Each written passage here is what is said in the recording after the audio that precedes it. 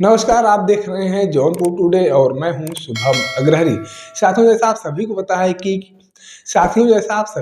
है कि कल झारखंड विधानसभा चुनाव का मतगणना हो रहा था और इस मतगणना की बात किया जाए तो आपको बता दें कि झारखंड में एक बार फिर से इंडिया अलायंस की सरकार बनने जा रही है, यानी कि इंडिया अलायंस को बहुमत प्राप्त हुआ है। तो कहीं ना कहीं ये भी कहा जा सकता है कि इस झारखंड विधानसभा चुनाव में भारतीय जनता पार्टी प्लस को बहुत बड़ा झटका लगा है। जिस हिसाब से भारतीय जनता पार्टी की तरफ से उम्मीदें की जा रही थी वैसा कुछ होता हुआ नजर नहीं आया है। जैसा आप सभी लोगों ने कुछ महीनों पहले देखा होगा कि झारखंड में सियासी उठापटक खूब तेजी से चल रहा था। चंपई सोरेन जो झारखंड के पूर्व मुख्यमंत्री थे वह झारखंड मुक्ति मोर्चा छोड़कर भारतीय जनता पार्टी ज्वाइन कर लिए थे। तमाम तरह की चीज़ें झारखंड में चल रही थी, लेकिन इसका फायदा भारतीय जनता पार्टी को होता हुआ नजर नहीं आया है। भारतीय जनता पार्टी की तरफ से विधानसभा चुनाव को लेकर तमाम तरह की कवायदें की गई, लेकिन उसका किसी प्रकार से कोई फायदा इन्हें नहीं मिला है।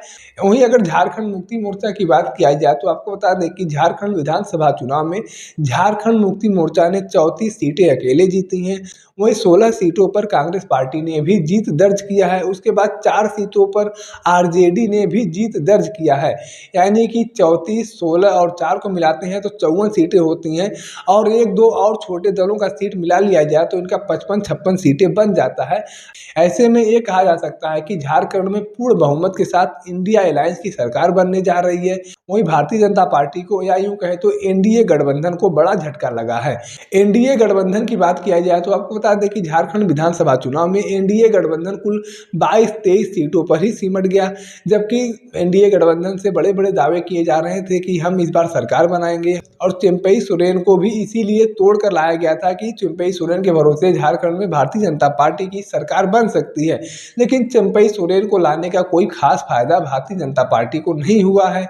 वहीं अगर सीटों की बात करें तो आपको बता दें कि झारखंड में कुल 81 विधानसभा की सीटें आती हैं, जिसमें से 55-56 सीटें इंडिया अलायंस को मिला है, तो वहीं 22-23 सीटें एनडीए गठबंधन को मिला है, जिसमें से झारखंड मुक्ति मोर्चा को 34 सीटें मिली हैं, नेशनल कांग्रेस को 16 सीटें मिली हैं, आरजेडी को 4 सीटें मिली हैं। उसके बाद अगर भारतीय जनता पार्टी की बात किया जाए तो भारतीय जनता पार्टी को 21 सीटें मिली हैं और उसके बाद वहाँ पर एक क्षेत्रीय संगठन है आजसू को 1 सीटें मिली हैं, जेडीयू को 1 सीटें मिली हैं। इस हिसाब से यहाँ पर 23 सीटें बैठती हैं एनडीए गठबंधन में और 54 सीटें बैठती हैं इंडिया गठबंधन में। लेकिन कुछ और भी सीटें हैं, 2 सीटें सीपीआईएम के हैं और 1-2 सीटें और भी छोटे दलों के हैं, जो मिला जुला कर कहीं ना कहीं इंडिया अलायंस को ही समर्थन करेंगे। तो ऐसे में कहा जा सकता है कि इंडिया अलायंस 55-56 सीटों के साथ सरकार बनाने जा रहा है। झारखंड विधानसभा चुनाव को लेकर आप अपनी क्या राय रखते हैं, कमेंट करके जरूर बताएं। अगर आप वीडियो को फेसबुक पर देख रहे हैं तो पेज को फॉलो करें, यूट्यूब पर देख रहे हैं तो चैनल को सब्सक्राइब करना ना भूलें। धन्यवाद।